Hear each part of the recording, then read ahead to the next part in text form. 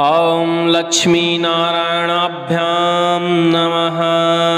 आज आप दिव्य लक्ष्मी नारायण वज्र पंजर कवच श्रवण करने वाले हैं। भगवान श्री हरि और माता लक्ष्मी की कृपा पाने के लिए इस स्त्रोत का श्रवण करना विशेष माना जाता है। जो व्यक्ति इस स्त्रोत को नित्य प्रतिदिन श्रवण करने का प्रयास करता है उसके घर से दारिद्रता दूर हो जाती है, सभी प्रकार के शत्रुओं पर विजय मिलती है, नकारात्मक शक्तियों का नाश होता है, रोग व्याधि ग्रह व्याधि कलह कलेश शांत होता है। नारायण लक्ष्मी वज्र पंजर कवच हमने पूर्ण 5 बार श्रवण कराने के लिए उपलब्ध कराया है। श्री हरि का और माता लक्ष्मी का ध्यान करिए और लगातार इस कवच को श्रवण करिए। यह कवच समस्त प्रकार की तंत्र मंत्र टोना टोटका और प्रेत पिशाच की बाधा को भी दूर करता है और हर व्याधि से आपकी सुरक्षा करता है। सुनते रहिए और श्री हरि और माता लक्ष्मी की कृपा प्राप्त करिए। श्री नारायण वज्र पंजर कवचम श्री भैरवाच अधुना देवी वक्ष्यामि लक्ष्मी नारायणस्य ते कवचं मन्त्रगर्भं च वज्रपञ्जरकाख्यया श्रीवज्रपञ्जरं नाम कवचं परमाद्भुतं रहस्यं सर्वदेवानां साधकानां विशेषतः यं धृत्वा भगवान् देवः प्रसीदति परः पुमान् यस्य धारणमात्रेण ब्रह्मालोकपितामहः ईश्वरोऽहं शिवो भीमो वाशवोऽपि दिवास्पतिः सूर्यस्तेजो निधिर्देवी चन्द्रमास्तारकेश्वरः वायुश्च बलवान् लोके वरुणो यादशां पतिः कुबेरोऽपि धनाध्यक्षो धर्मराजो यमः स्मृतः यं धृत्वा सहसा विष्णुः संहरिष्यति दानवान् जघान रावणादींश्च किं वक्ष्येऽहमतः परं कवचस्यास्य सुभगे कथितोऽयं मुनिः शिवः दृष्टुप्छन्दो देवता च लक्ष्मीनारायणो मतः रमा पराशक्ति तारं कीलकमीश्वरी भोगापवर्गसिद्ध्यर्थं विनियोग इति स्मृतः। ॐ अस्य श्रीलक्ष्मीनारायण कवचस्य शिवऋषिः दृष्टुप्छन्दः श्रीलक्ष्मीनारायण देवता ह्रीं बीजं ह्रीं शक्तिः ॐ कीलकं भोगापवर्गसिद्ध्यर्थं कवचपाठे विनियोगः। ॐ श्री शिवऋषये नमः शिरसि दृष्टुप्छन्दसे नमः मुखे श्रीलक्ष्मीनारायण देवतायै नमः हृदि ह्रीं बीजाय नमः गुह्ये ह्रीं शक्तये नमः नाभौ ॐ कीलकाय नमः पादयोः भोगापवर्गसिद्ध्यर्थं कवचपाठे विनियोगाय नमः अञ्जलौ ध्यानं पूर्णेन्दुवदनं पीतवसनं कमलासनं लक्ष्म्याश्रितं चतुरबाहुं लक्ष्मीनारायणं भजे कवचम् ॐ वासुदेवो वतु मे मस्तकं सशिरोरुहं ह्रीं ललाटं सदा पातु लक्ष्मी विष्णुः समन्ततः असौ नेत्रे वताल्लक्ष्मी गोविन्दो जगतां पतिः ह्रीं नाशां सर्वदा पातु लक्ष्मी दामोदरः प्रभुः ह्रीं मुखं सततं पातु देवो लक्ष्मी त्रिविक्रमः लक्ष्मी कण्ठं सदा पातु देवो लक्ष्मी जनार्दनः नारायणाय बाहुवे पातु लक्ष्मी गदाग्रजः नमः पार्श्वौ सदा पातु लक्ष्मी नन्दैकनन्दनः अम्बां ईं ईं पातु वक्षो ॐ लक्ष्मी त्रिपुरेश्वरः ॐ ॐ ह्रीं ह्रीं पातु कुक्षीं ह्रीं लक्ष्मी गरुडध्वजः ह्रीं ह्रीं अं ऐं पातु पातु पृष्ठं हसौः लक्ष्मी नृसिंहकः ॐ अह पातु नाभिं ह्रीं लक्ष्मीविष्टरस्रवः अङ्खं गङ्घं गुदं पातु श्रीं लक्ष्मीकैटमान्तकः झं झं झं झं पातु शिश्नं लक्ष्मीश्वरः प्रभुः ठं ठं ठं ठं कटिं पातु नारायणाय नायकः तं थं तं धं पातु चोरु नमो लक्ष्मी जगत्पतिः पं फं पं भं पातु जानु ॐ ह्रीं लक्ष्मी चतुर्भुजः यं रं लम्बं पातु जङ्घे असौ लक्ष्मी गदाधरः सं हं पातु गुलफौ ह्रीं श्रीं लक्ष्मी रथाङ्गभृत लं छः पादौ सदा पातु मूलं लक्ष्मी सहस्रपादम्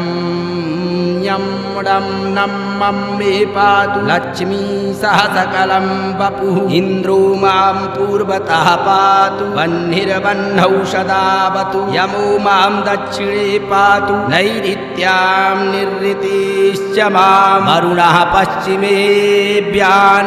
वायव्येवतु मां मरुत उत्तरे धनदपायात् ईशान्यामीश्वरोऽवतु वज्रशक्तिदण्डखड्गपाश यष्टिध्वजाङ्किताः शशूलाः सर्वदा पान्तु दिगीशाः परमार्थदाः अनन्तः पात्वदो नित्य मूर्ध्वे ब्रह्मावताच्च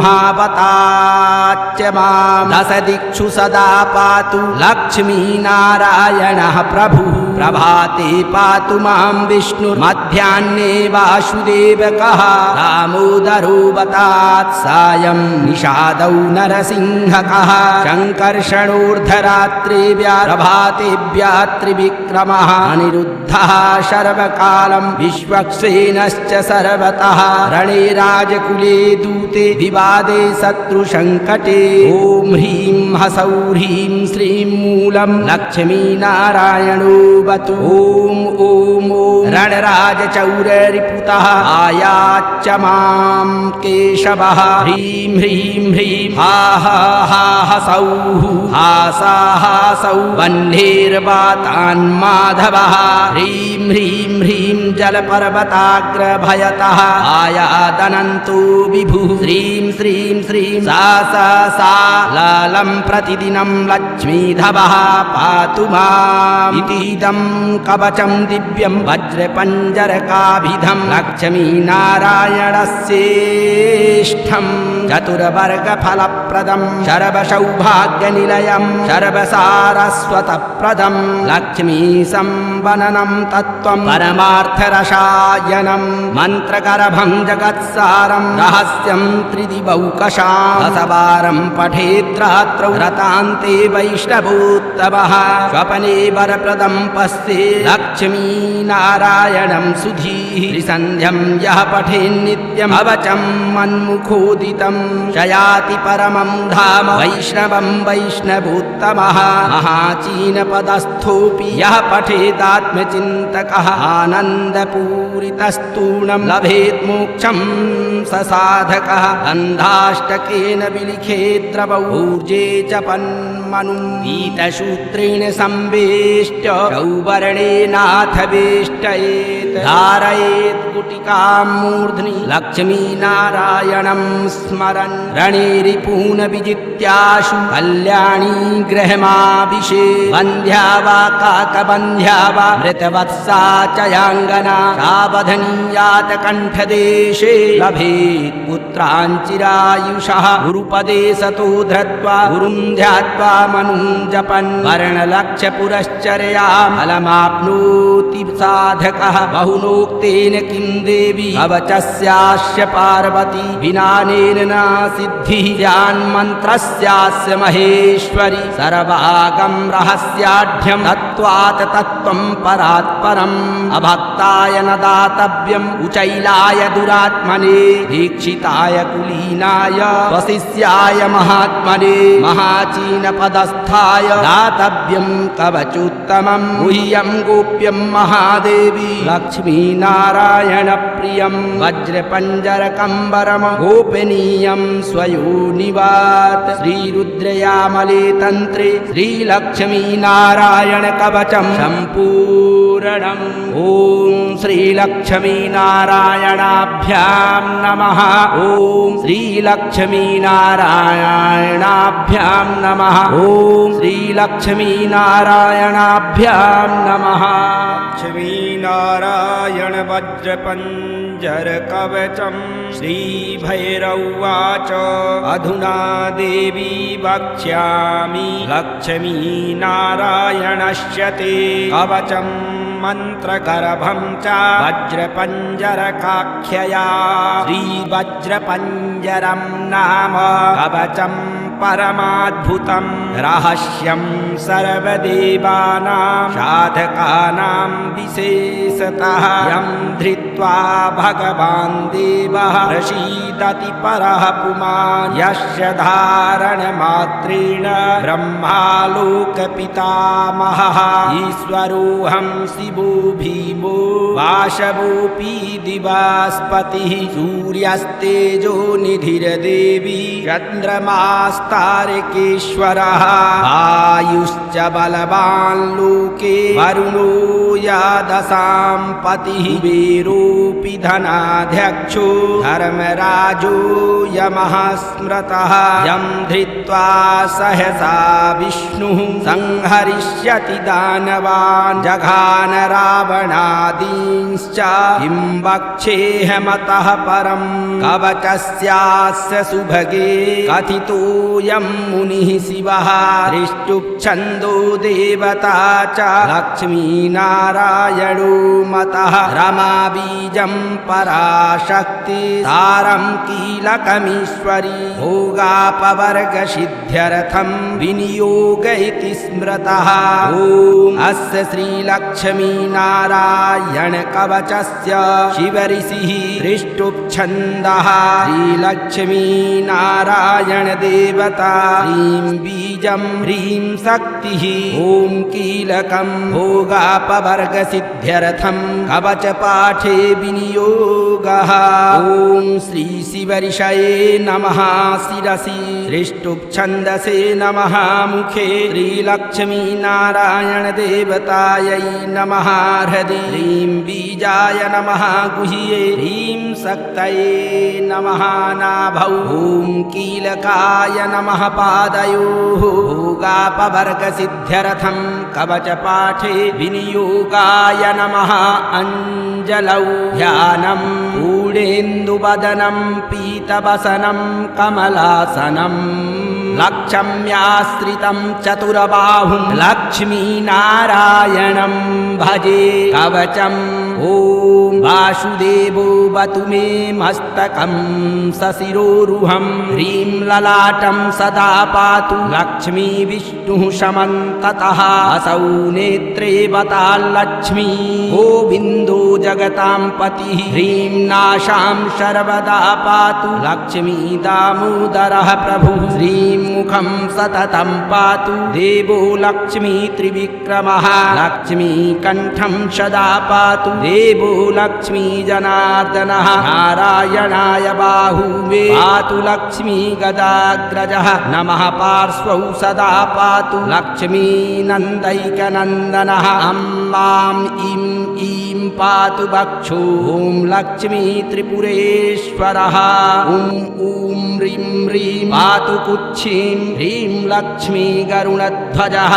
ह्रीं ह्रीं अं ऐं पातु पृष्ठं हसौः लक्ष्मी नृसिंहकः ॐ ॐ अं अह पातु नाभिं ह्रीं लक्ष्मी विष्टरस्रवः कङ्खं गङ्घं गुदं पातु श्रीं लक्ष्मी कैटमान्तकः झं झं झं झं पातु शिश्नं लक्ष्मी लक्ष्मीश्वरः प्रभुः ठं ठं ठं ठं कटिं पातु नारायणाय नायकः तं थं तं धं पातु चोरु नमो लक्ष्मी जगत्पतिः भं फं बं भं पातु जानु ॐ ह्रीं लक्ष्मी चतुर्भुजः यं रं लम्बं पातु जङ्घे असौ लक्ष्मी गदाधरः सं हं पातु गुलफौ ह्रीं श्रीं लक्ष्मी रथाङ्गभृत लं छः पादौ सदा पातु मूलं लक्ष्मी सहस्रपादम् यं डं नं मं मे पातु लक्ष्मी सहसकलं वपुः इन्द्रो मां पूर्वतः पातु वह्निर्वह्नौ सदावतु यमो मां दक्षिणे पातु नैऋत्यां निरृतिश्च मां वरुणः पश्चिमेऽभ्यान्मां वायव्येवतु मां मरुत उत्तरे धनदपायात् ईशान्यामीश्वरोऽवतु वज्रशक्तिदण्डखड्गपाश यष्टिध्वजाङ्किताः शशूलाः सर्वदा पान्तु दिगीशाः परमार्थदाः अनन्तः पात्वदो नित्य मूर्ध्वे ब्रह्मावताच्च मां दशदिक्षु सदा पातु लक्ष्मीनारायणः प्रभुः प्रभाते पातु मां विष्णुर्मध्याह्ने वासुदेवकः दामोदरोऽवतात् सायं निषादौ नरसिंहकः शङ्कर्षणोर्धरात्रे प्रभातेभ्यः त्रिविक्रमः अनिरुद्धः सर्वकालं विश्वक्सेनश्च सर्वतः रणे राजकुले दूते विवादे शत्रुसङ्कटे ॐ ह्रीं हसौ ह्रीं श्रीं मूलं लक्ष्मीनारायणोऽवतु ॐ रणराजचौररिपुतः आयाच्च मां केशवः ह्रीं ह्रीं ह्रीं हा हसौ हासाहासौ वह्निर्वातान्माधवः ह्रीं ह्रीं ह्रीं जलपर्वताग्रभयतः आयादनन्तो विभुः श्रीं श्रीं श्रीं सा लालं प्रतिदिनं लक्ष्मीधवः पातु माम् इतीदं कवचं दिव्यं वज्रपञ्जरकाभिधं लक्ष्मीनारायणस्येष्ठं चतुर्वर्गफलप्रदं सर्वसौभाग्यनिलयं सर्वसारस्वतप्रदं लक्ष्मीसंवननं तत्त्वं परमार्थरसायनं मन्त्रगर्भं जगत्सारं रहस्यं त्रिदिवौकशां दशवारं पठेत् रात्रौ रतान्ते वैष्णवोत्तमः स्वपने वरप्रदं पश्ये लक्ष्मीनारायणं सुधीः त्रिसन्ध्यं यः पठेन्नित्यं अवचं मन्मुखोदितं शयाति परमं धाम वैष्णवं वैष्णवोत्तमः महाचीनपदस्थोऽपि यः पठेदात्मचिन्तकः आनन्दपूरितस्तूर्णं लभेत् मोक्षं स साधकः गन्धाष्टकेन विलिखेत् द्रवौ ऊर्जे च पन्मनुं पीतसूत्रेण संवेष्ट्य चौवर्णेनाथ वेष्टयेत् धारयेत् गुटिकां मूर्ध्नि लक्ष्मीनारायणं स्मरन् रणे रिपून् विजित्याशु कल्याणी गृहमाभिषेत् बन्ध्या वा काकबन्ध्या वा मृतवत्सा च याङ्गना सावधनीयात कण्ठदेशे लभेत् पुत्रान् चिरायुषः गुरुपदे सतो धृत्वा गुरुं ध्यात्वा मनुं जपन् वर्णलक्ष्यपुरश्चर्यां फलमाप्नोति साधकः बहुनोक्तेन किं देवी कवचस्यास्य पार्वती विनानेन न सिद्धिः यान्मन्त्रस्यास्य महेश्वरी सर्वागं रहस्याढ्यं तत्त्वात् तत्त्वं परात्परम् अभक्ताय न दातव्यम् उचैलाय दुरात्मने दीक्षिताय कुलीनाय स्वशिष्याय महात्मने महाचीनपदस्थाय दातव्यं कवचोत्तमं गुह्यं गोप्यं महादेवी लक्ष्मीनारायणप्रियं वज्रपञ्जरकम्बरं गोपनीयं स्वयोनिवात् श्रीरुद्रयामले तन्त्रे श्रीलक्ष्मीनारायणकवचं सम्पूर्णम् ॐ श्रीलक्ष्मीनारायणाभ्यां नमः ॐ श्रीलक्ष्मीनारायणाभ्यां नमः ॐ श्रीलक्ष्मीनारायणाभ्यां नमः लक्ष्मीनारायण वज्रपञ्जरकवचं श्रीभैरवाच अधुना देवी वक्ष्यामि लक्ष्मीनारायणस्य ते कवचं मन्त्रगर्भं च वज्रपञ्जरकाख्यया श्रीवज्रपञ्जरं नाम कवचं परमाद्भुतं रहस्यं सर्वदेवानां साधकानां विशेषतः यं धृत्वा भगवान् देवः प्रसीदति परः पुमान् यस्य धारणमात्रेण ब्रह्मालोकपितामहः ईश्वरोऽहं शिवो भीमो वासवोऽपि दिवास्पतिः सूर्यस्तेजो निधिर्देवी चन्द्रमास्तारकेश्वरः वायुश्च बलवान् लोके वरुणो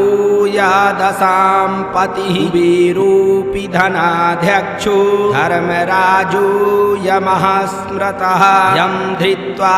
सहसा विष्णुः संहरिष्यति दानवान् जघान रावणादींश्च किं वक्ष्येऽहमतः परं कवचस्यास्य सुभगे कथितोऽयं मुनिः शिवः दृष्टुप्छन्दो देवता च लक्ष्मीनारायणो मतः रमाबीजं पराशक्ति तारं कीलकमीश्वरी भोगापवर्गसिद्ध्यर्थं विनियोग इति स्मृतः ॐ अस्य श्रीलक्ष्मीनारायणकवचस्य शिवऋषिः दृष्टुप्छन्दः श्रीलक्ष्मीनारायणदेवता ह्रीं बीजं ह्रीं शक्तिः ॐ कीलकं भोगापवर्गसिद्ध्यर्थं कवचपाठे विनियोगः ॐ श्रीशिवऋषये नमः शिरसि दृष्टुप्छन्दसे नमः मुखे श्रीलक्ष्मीनारायणदेवतायै नमः हृदि ह्रीं बीजाय नमः गुह्ये ह्रीं शक्तये नमः नाभौ ॐ कीलकाय नमः पादयोः भोगापवर्गसिद्ध्यर्थं कवचपाठे विनियोगाय नमः अञ्जलौ ध्यानं पूर्णेन्दुवदनं पीतवसनं कमलासनं लक्ष्म्याश्रितं चतुरबाहुं लक्ष्मीनारायणं भजे कवचम् ॐ वासुदेवो वतु मे मस्तकं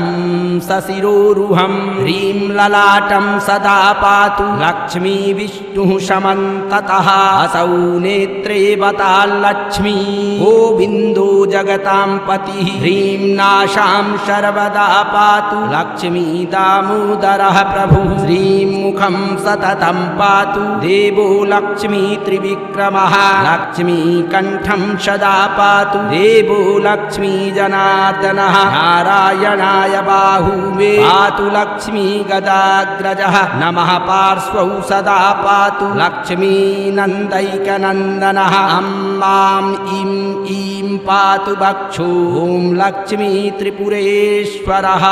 ॐ ह्रीं ह्रीं पातु कुक्षीं ह्रीं लक्ष्मी गरुणध्वजः ह्रीं ह्रीं अं ऐं पातु पृष्ठं हसौः लक्ष्मी नृसिंहकः ॐ अं अह पातु नाभिं ह्रीं लक्ष्मी विष्टरस्रवः कङ्खं गङ्घं गुदं पातु श्रीं लक्ष्मी कैटमान्तकः झं झं झं झं पातु शिश्नं लक्ष्मी लक्ष्मीश्वरः प्रभुः ठं ठं ठं ठं कटिं पातु नारायणाय नायकः तं थं दं धं पातु चोरु नमो लक्ष्मी जगत्पतिः फं फं बं भं पातु जानु ॐ ह्रीं लक्ष्मी चतुर्भुजः यं रं लं बं पातु जङ्घे असौ लक्ष्मी गदाधरः सं हं पातु गुलफौ ह्रीं श्रीं लक्ष्मी रथाङ्गभृत लं छः पादौ सदा पातु मूलं लक्ष्मी सहस्रपादम् यं मुडं नमं मे पातु लक्ष्मी सह सकलं वपुः इन्द्रो मां पूर्वतः पातु वह्निर्वह्नौ सदावतु यमो मां दक्षिणे पातु नैऋत्यां निरृतिश्च मां वरुणः पश्चिमेऽभ्यान्मां वायव्येवतु मां मरुत उत्तरे धनदपाया ईशान्यामीश्वरोऽवतु वज्रशक्तिदण्डखड्गपाश यष्टिध्वजाङ्किताः शशूलाः सर्वदा पान्तु दिगीशाः परमार्थदाः अनन्तः पात्वदो नित्य मूर्ध्वे ब्रह्मावताच्च मां दश दिक्षु सदा पातु लक्ष्मीनारायणः प्रभुः प्रभाते पातु मां विष्णुर्मध्याह्ने वासुदेवकः दामोदरोऽवतात् सायं निषादौ नरसिंहकः शङ्कर्षणोर्धरात्रे प्रभातेभ्यः त्रिविक्रमः अनिरुद्धः सर्वकालं विश्वक्सेनश्च सर्वतः रणे राजकुले दूते विवादे शत्रुसङ्कटे ॐ ह्रीं ह्सौः ह्रीं श्रीं मूलं लक्ष्मीनारायणोऽवतु ॐ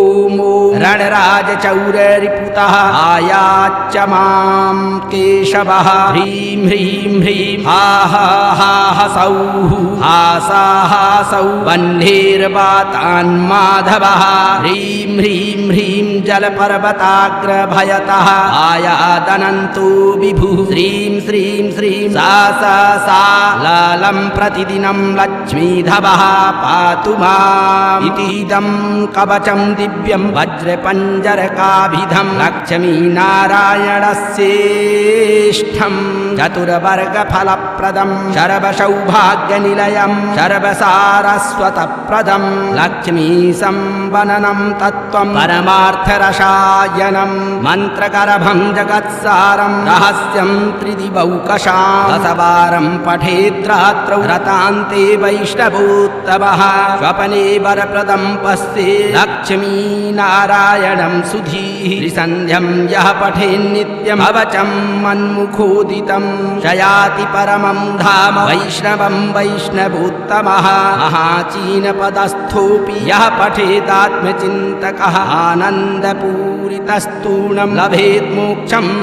स साधकः गन्धाष्टकेन विलिखेद्रवौ ऊर्जे च पन्मनुं पीतसूत्रेण संवेष्ट्य चौवर्णेनाथ वेष्टयेत् धारयेत् गुटिकां मूर्ध्नि लक्ष्मीनारायणं स्मरन् रणे रिपून् विजित्याशु कल्याणी गृहमाभिषेत् बन्ध्या वा काकबन्ध्या वा मृतवत्सा च याङ्गना सावधनीयात कण्ठदेशे लभेत् पुत्रान् चिरायुषः गुरुपदे सतो धृत्वा गुरुं ध्यात्वा मनुं जपन् वर्णलक्ष्यपुरश्चर्यां फलमाप्नोति साधकः बहुनोक्तेन किं देवी कवचस्यास्य पार्वती विनानेन न सिद्धिः यान्मन्त्रस्यास्य महेश्वरी सर्वागं रहस्याढ्यं तत्त्वात् तत्त्वं परात्परम् अभक्ताय न दातव्यम् उचैलाय दुरात्मने दीक्षिताय कुलीनाय वशिष्याय महात्मने महाचीनपदस्थाय दातव्यं कवचोत्तमं गुह्यं गोप्यं महादेवी लक्ष्मीनारायणप्रियं वज्रपञ्जरकम्बरं गोपनीयं स्वयोनिवात् श्रीरुद्रयामले तन्त्रे श्रीलक्ष्मीनारायणकवचं सम्पूर्णम् ॐ श्रीलक्ष्मीनारायणाभ्यां नमः ॐ श्रीलक्ष्मीनारायणाभ्यां नमः ॐ श्रीलक्ष्मीनारायणाभ्यां नमः लक्ष्मीनारायण वज्रपञ्जरकवचं श्रीभैरवाच अधुना देवी वक्ष्यामि लक्ष्मीनारायणस्य ते कवचं मन्त्रगर्भं च वज्रपञ्जरकाख्यया श्रीवज्रपञ्जरं नाम कवचं परमाद्भुतं रहस्यं सर्वदेवानां साधकानां विशेषतः यं धृत्वा भगवान् देवः प्रसीदति परः पुमान् यस्य धारणमात्रेण ब्रह्मालोकपितामहः ईश्वरोऽहं शिवो भीमो वासवोऽपि दिवास्पतिः सूर्यस्तेजो निधिर्देवी चन्द्रमास्तारकेश्वरः आयुश्च बलवान् लोके वरुणो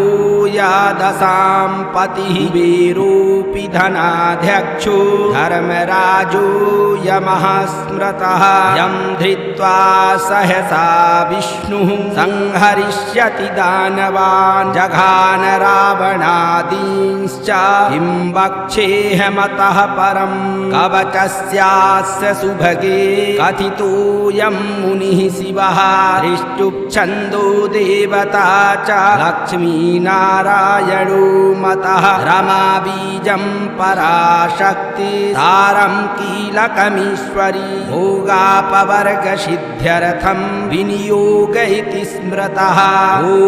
अस्य श्रीलक्ष्मीनारायणकवचस्य शिवऋषिः दृष्टुप्छन्दः श्रीलक्ष्मीनारायणदेवता ह्रीं बीजं ह्रीं शक्तिः ॐ कीलकं भोगापवर्गसिद्ध्यर्थं कवचपाठे विनियोगः ॐ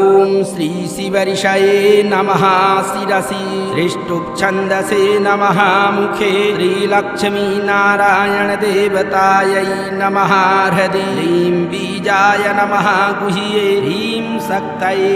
नमः नाभौ ॐ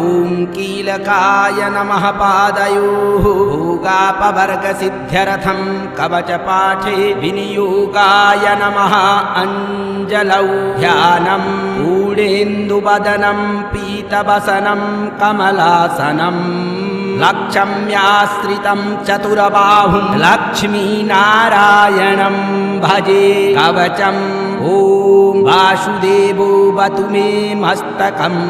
सशिरोरुहं ह्रीं ललाटं सदा पातु लक्ष्मी विष्णुः समन्ततः असौ नेत्रे वताल्लक्ष्मी गोविन्दो जगतां पतिः ह्रीं नाशां सर्वदा पातु लक्ष्मी दामोदरः प्रभुः ह्रीं मुखं सततं पातु देवो लक्ष्मी त्रिविक्रमः लक्ष्मी कण्ठं सदा पातु देवो लक्ष्मी जनार्दनः नारायणाय बाहू मे पातु लक्ष्मी गदाग्रजः नमः पार्श्वौ सदा पातु लक्ष्मी नन्दैकनन्दनः अम्मां ईं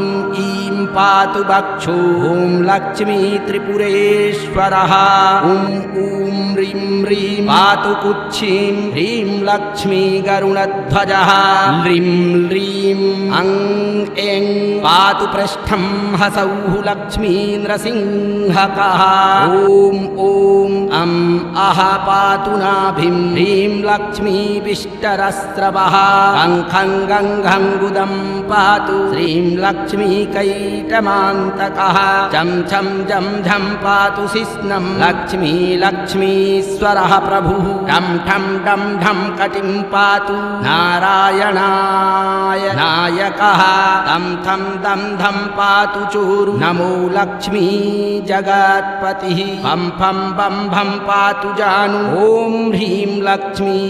चतुर्भुजः यं रं लं बं पातु जङ्घे असौ लक्ष्मी गदाधरः सं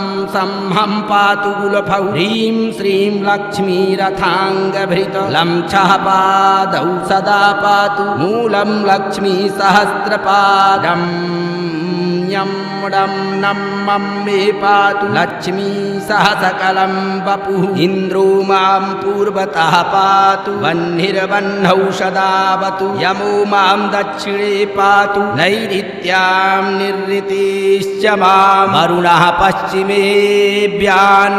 वायव्येवतु मां मरुत उत्तरे धनदपायात् ईशान्यामीश्वरो वतु वज्रशक्तिदण्डखड्गपाश यष्टिध्वज ध्वजाङ्किताः शशूलाः सर्वदा पान्तु दिगीसाः परमार्थदाः अनन्तः पात्वदो नित्य मूर्ध्वे ब्रह्मावताच्च मां दश दिक्षु सदा पातु लक्ष्मीनारायणः प्रभुः प्रभाते पातु मां विष्णुर्मध्याह्ने वासुदेवकः दामोदरोऽवतात् सायं निषादौ नरसिंहकः शङ्कर्षणोर्धरात्रे प्रभातेभ्यः त्रिविक्रमः अनिरुद्धः सर्वकालं विश्वक्सेनश्च सर्वतः रणे राजकुले दूते विवादे शत्रुसङ्कटे ॐ ह्रीं ह्सौः ह्रीं श्रीं मूलं लक्ष्मीनारायणो वतु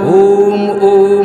रणराजचौररिपुतः आयाच्च मां केशवः ह्रीं ह्रीं ह्रीं हा हा हा ह्सौः हासाहासौ वह्नेर्वातान्माधवः ह्रीं ह्रीं ह्रीं जलपर्वताग्रभयतः आयादनन्तो विभुः श्रीं श्रीं श्रीं सा सा सा लालं प्रतिदिनं लक्ष्मीधवः पातु माम् इतीदं कवचं दिव्यं वज्रपञ्जरकाभिधं लक्ष्मीनारायणस्येष्ठं चतुर्वर्गफलप्रदं सर्वसौभाग्यनिलयं सर्वसारस्वतप्रदं लक्ष्मीसम्वननं तत्त्वं परमार्थरसायनं मन्त्रगर्भं जगत्सारं रहस्यं त्रिदिवौकशां दशवारं पठेत्रात्रौ रतान्ते वैष्णवोत्तमः स्वपने वरप्रदं पश्ये लक्ष्मीनारायणं सुधीः त्रिसन्ध्यं यः पठेन्नित्यं अवचं मन्मुखोदितं शयाति परमं धाम वैष्णवं वैष्णवोत्तमः महाचीनपदस्थोऽपि यः पठेदात्मचिन्तकः आनन्दपूरितस्तूर्णं लभेत् मोक्षं स साधकः गन्धाष्टकेन विलिखेद्रवौ ऊर्जे च पन्मनुं पीतसूत्रेण संवेष्ट चौवर्णेनाथ वेष्टयेत् धारयेत् गुटिकां मूर्ध्नि लक्ष्मीनारायणं स्मरन् रणे रिपून् विजित्याशु कल्याणी गृहमाभिषेत् बन्ध्या वा काकबन्ध्या वा मृतवत्सा च याङ्गना सावधनीयात कण्ठदेशे लभेत् पुत्रान् चिरायुषः गुरुपदे सतो धृत्वा गुरुं ध्यात्वा मनुं जपन् वर्णलक्ष्यपुरश्चर्यां फलमाप्नोति साधकः बहुनोक्तेन किं देवी कवचस्यास्य पार्वती विनानेन न सिद्धिः यान्मन्त्रस्यास्य महेश्वरी सर्वागं रहस्याढ्यं तत्त्वात् तत्त्वं परात्परम् अभक्ताय न दातव्यम् उचैलाय दुरात्मने दीक्षिताय कुलीनाय वशिष्याय महात्मने महाचीनपदस्थाय दातव्यं कवचोत्तमं गुह्यं गोप्यं महादेवी लक्ष्मीनारायणप्रियं वज्रपञ्जरकम्बरं गोपनीयं स्वयोनिवात् श्रीरुद्रयामले तन्त्रे श्रीलक्ष्मीनारायणकवचं सम्पूर्णम् ॐ श्रीलक्ष्मीनारायणाभ्यां नमः ॐ श्रीलक्ष्मीनारायणाभ्यां नमः ॐ श्रीलक्ष्मीनारायणाभ्यां नमः लक्ष्मीनारायण वज्रपञ्जरकवचं श्रीभैरवाच अधुना देवी वक्ष्यामि लक्ष्मीनारायणस्य ते कवचं मन्त्रगर्भं च वज्रपञ्जरकाख्यया श्रीवज्रपञ्जरं नाम कवचं परमाद्भुतं रहस्यं सर्वदेवानां साधकानां विशेषतः यं धृत्वा भगवान् देवः प्रसीदति परः पुमान् यस्य धारणमात्रेण ब्रह्मालोकपितामहः ईश्वरोऽहं शिवो भीमो वासवोऽपि दिवास्पतिः सूर्यस्तेजो निधिर्देवी चन्द्रमास्तारकेश्वरः वायुश्च बलवान् लोके वरुणो य एकादशां पतिः वीरोऽपि धनाध्यक्षो धर्मराजो यमः स्मृतः यं धृत्वा सहसा विष्णुः संहरिष्यति दानवान् जघान रावणादींश्च किं वक्ष्येऽहमतः परं कवचस्यास्य सुभगे कथितोऽयं मुनिः शिवः दृष्टुप्छन्दो देवता च लक्ष्मीनारायणो मतः रमाबीजं पराशक्ति तारं कीलकमीश्वरी भोगापवर्गसिद्ध्यर्थं विनियोग इति स्मृतः ॐ अस्य श्रीलक्ष्मीनारायण कवचस्य शिवऋषिः दृष्टुप्छन्दः श्रीलक्ष्मीनारायण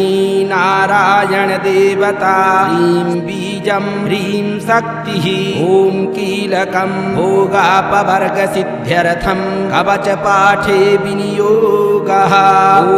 श्री शिवऋषये नमः शिरसि दृष्टुप्छन्दसे नमः मुखे श्रीलक्ष्मीनारायण देवतायै नमः हृदि ह्रीं बीजाय नमः गुह्ये ह्रीं शक्तये नमः नाभौ ॐ कीलकाय नमः पादयोः भोगापवर्गसिद्ध्यर्थं कवचपाठे विनियोगाय नमः अञ्जलौ ध्यानं पूर्णेन्दुवदनं पीतवसनं कमलासनं लक्ष्म्याश्रितं चतुरबाहुं लक्ष्मीनारायणं भजे कवचम् ॐ वासुदेवो वतु मे मस्तकं सशिरोरुहं ह्रीं ललाटं सदा पातु लक्ष्मी विष्णुः समन्ततः असौ नेत्रे वताल्लक्ष्मी गोविन्दो जगतां पतिः ह्रीं नाशां सर्वदा पातु लक्ष्मी दामोदरः प्रभुः ह्रीं मुखं सततं पातु देवो लक्ष्मी त्रिविक्रमः लक्ष्मी कण्ठं सदा पातु देवो लक्ष्मी जनार्दनः नारायणाय बाहू मे पातु लक्ष्मी गदाग्रजः नमः पार्श्वौ सदा पातु लक्ष्मी नन्दैकनन्दनः अम्मां इं ईं पातु वक्षो ॐ लक्ष्मी त्रिपुरेश्वरः ॐ ह्रीं ह्रीं पातु कुक्षीं ह्रीं लक्ष्मी गरुणध्वजः ह्रीं ह्रीं अं ऐं पातु पृष्ठं हसौः लक्ष्मी नृसिंहकः ॐ अं अह पातु नाभिं ह्रीं लक्ष्मी विष्टरस्रवः कङ्खं गङ्घं गुदं पातु श्रीं लक्ष्मी कैटमान्तकः झं झं झं झं पातु शिश्नं लक्ष्मी लक्ष्मीश्वरः प्रभुः ठं ठं ठं ठं कटिं पातु नारायणाय नायकः तं थं दं धं पातु चोरु नमो लक्ष्मी जगत्पतिः पं फं बं भं पातु जानु ॐ ह्रीं लक्ष्मी चतुर्भुजः यं रं लं बं पातु जङ्घे असौ लक्ष्मी गदाधरः सं सं हं पातु गुलफौ ह्रीं श्रीं लक्ष्मी रथाङ्गभृत लं छः पादौ सदा पातु मूलं लक्ष्मी सहस्रपादम्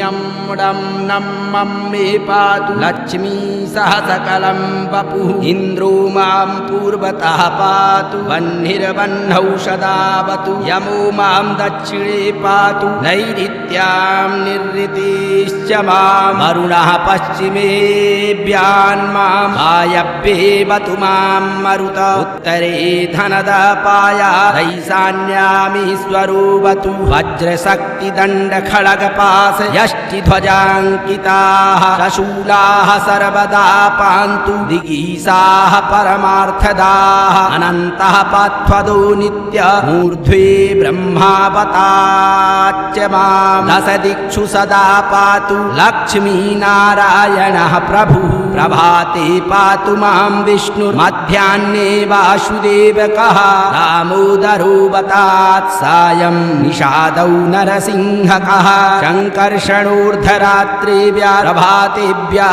त्रिविक्रमः अनिरुद्धः सर्वकालं विश्वक्सेनश्च सर्वतः रणे राजकुले दूते विवादे शत्रुसङ्कटे ॐ ह्रीं हसौं ह्रीं श्रीं मूलं लक्ष्मीनारायणो वतु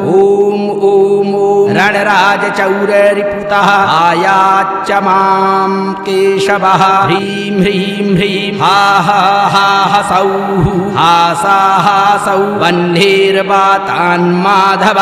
ह्रीं ह्रीं ह्रीं जलपर्वताग्रभयतः आयादनन्तो विभुः श्रीं श्रीं श्रीं सा सा सा लालं प्रतिदिनं लक्ष्मीधवः पातु माम् इतीदं कवचं दिव्यं वज्रपञ्जरकाभिधं लक्ष्मीनारायणस्येष्ठं चतुर्वर्गफलप्रदं सर्वसौभाग्यनिलयं सर्वसारस्वतप्रदं लक्ष्मीसंवननं तत्त्वं परमार्थरसायनं मन्त्रगर्भं जगत्सारं रहस्यं त्रिदिवौकशां दशवारं पठेद्रात्रौ रतान्ते वैष्णवोत्तमः स्वपने वरप्रदं पश्ये लक्ष्मीनारायणं सुधीः त्रिसन्ध्यं यः पठेन्नित्यम् अवचं मन्मुखोदितं शयाति परमं धाम वैष्णवं वैष्णवोत्तमः महाचीनपदस्थोऽपि यः पठेदात्मचिन्तकः आनन्दपूरितस्तूणं लभेत् मोक्षं स साधकः गन्धाष्टकेन विलिखेद्रवौ ऊर्जे च पन्मनुं पीतसूत्रेण संवेष्ट्य गौवर्णेनाथ वेष्टयेत् धारयेत् गुटिकां मूर्ध्नि लक्ष्मीनारायणं स्मरन् रणे रिपून् विजित्याशु कल्याणी गृहमाभिषे वन्ध्या वा काकबन्ध्या वा मृतवत्सा च याङ्गना सावधनीयात कण्ठदेशे लभेत् पुत्राञ्चिरायुषः गुरुपदे सतो धृत्वा गुरुं ध्यात्वा मनुं जपन् वर्णलक्ष्यपुरश्चर्यां फलमाप्नोति साधकः बहुनोक्तेन किं देवी कवचस्यास्य पार्वती विनानेन न सिद्धिः स्यान्मन्त्रस्यास्य महेश्वरी सर्वागं रहस्याढ्यं तत्त्वात् तत्त्वं परात्परम् अभक्ताय न दातव्यम् उचैलाय दुरात्मने दीक्षिताय कुलीनाय स्वशिष्याय महात्मने महाचीनपदस्थाय दातव्यं कवचोत्तमं गुह्यं गोप्यं महादेवी लक्ष्मीनारायणप्रियं वज्रपञ्जरकम्बरं गोपनीयं स्वयोनिवात् श्रीरुद्रयामले तन्त्रे श्रीलक्ष्मीनारायणकवचं सम्पूर्णम् ॐ श्रीलक्ष्मीनारायणाभ्यां नमः ॐ श्रीलक्ष्मीनारायणाभ्यां नमः ॐ श्रीलक्ष्मीनारायणाभ्यां नमः।